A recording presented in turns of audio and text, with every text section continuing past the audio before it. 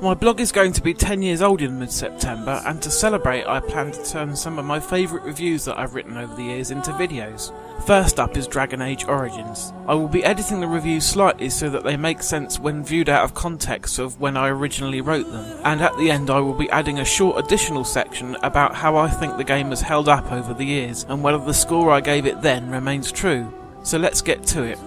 BioWare have a track record for consistently great RPGs that I believe no other company in the business can currently match, though each one since Knights of the Old Republic has become more and more focused on console-style gameplay rather than the classic D&D licensed fare such as Baldur's Gate 2 and Neverwinter Nights, where they made a name for themselves. Dragon Age is something of a return to that style of gameplay, less emphasis on action and more on challenging strategic battles. This review is based on the Xbox 360 version of the game, which will have an impact on the scores given.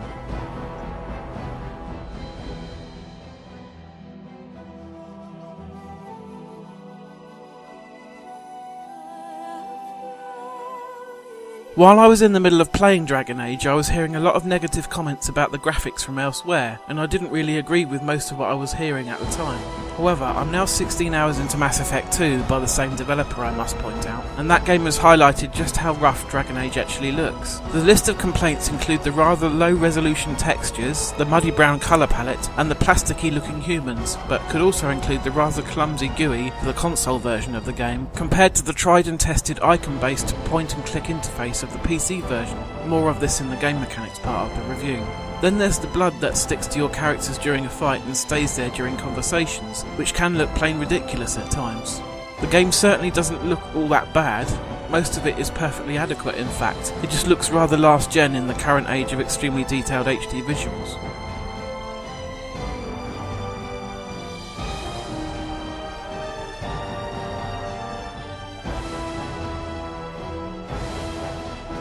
BioWare have a habit of hiring some of the best voice actors in the business and then writing some great dialogue for them, and Dragon Age is no exception. Some of the more well-known names among the cast include Kate Mulgrew, who was Captain Janeway in Star Trek Voyager, Tim Curry, the villain in many films and TV shows including the killer clown from Stephen King's It and the murderous Trimon from The Colour of Magic, and there are plenty of well-established voice artists filling out the smaller roles besides. The in-game music was great, but I wasn't keen on the pop rock that played over the end credits. It didn't really feel in keeping with the medieval-esque theme of the game.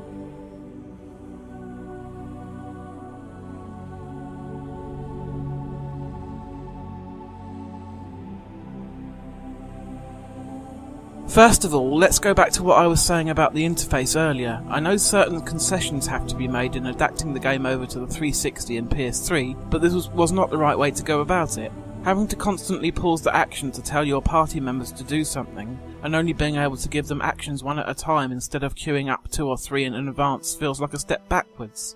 You can assign tactics to your NPC party members, but that is a pain, and you have to spend precious skill points to be able to use them.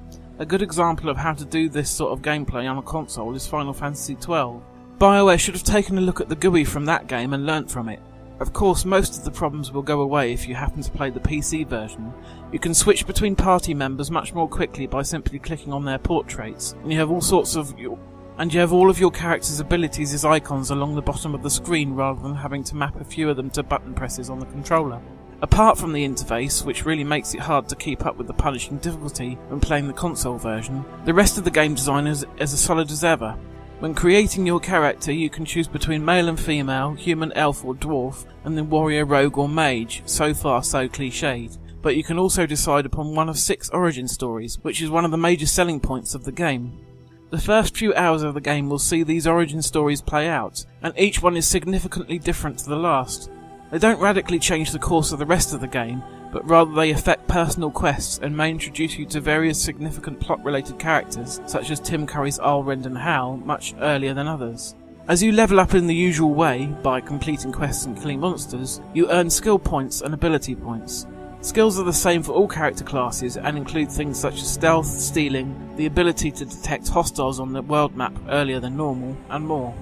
The abilities are specific to your class and there are quite a few possibilities. For example, the mage could be a healer, a purely offensive mage, dabble in the dark arts or have a mixture of all. If you do decide to mix and match, it is likely that you'll never be able to truly excel in anything, however, as ability points are quite scarce. On top of the standard abilities, at certain levels you will be able to choose a specialisation for your character. These aren't just given to you as soon as you reach the required level, however. They have to be earned in a variety of ways. Some of them you can simply buy in training manual form from merchants. Others can be taught by your various party members once they like you enough, and others can only be learnt by taking a certain path in a quest. The best example of this is Blood Mage. You have one opportunity to learn this, and if you do, it will have serious ramifications with your story, as Blood Mages are considered extremely dangerous and freaks of nature. There are many decisions that you have to make through the course of the game that may just piss off one party member or another and make them leave the party altogether. In fact, it's not possible to recruit every single possible character in one playthrough unless you save just before a key decision and then go back and play things out the other way. This first time through, I played as a generally good person. Next time, if I can find any time to replay the game amongst the torrent of RPGs coming out this year, I will play as evil as possible. That's always the good thing about BioWare games. There are at least 2 different ways to play through each of their games, often more.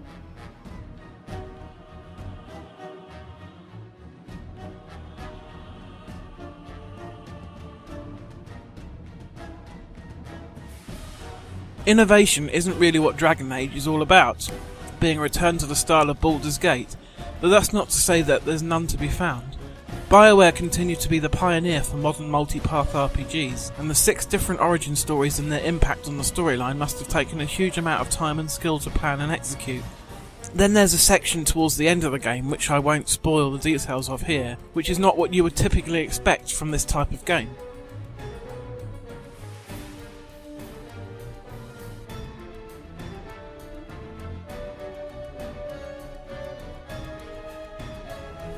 Upon seeing the world map for the first time, I was a little disappointed that I couldn't roam the overworld, as you can in something like Oblivion, and I thought that it didn't look like the game would last very long. My playthrough ended up taking about 55 hours though, so you'll get plenty of game to play, and of course you can start again with a different origin story and play as good or evil depending on what you decided to do the first time through.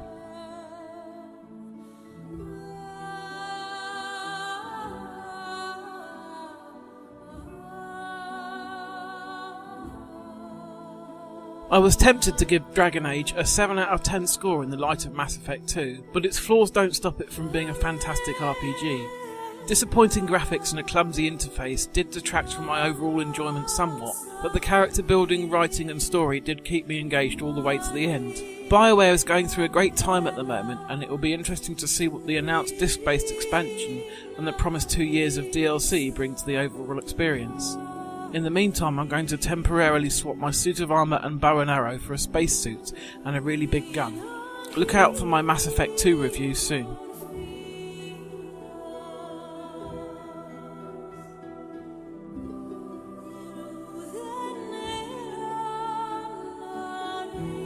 I still think 8 out of 10 is a fair score for the original Dragon Age, as it did have its fair share of problems on consoles. However, in retrospect, it has remained one of BioWare's most ambitious projects to date. No other game has tried something as complex as the Origin system in this game since then, and it makes the game extremely replayable.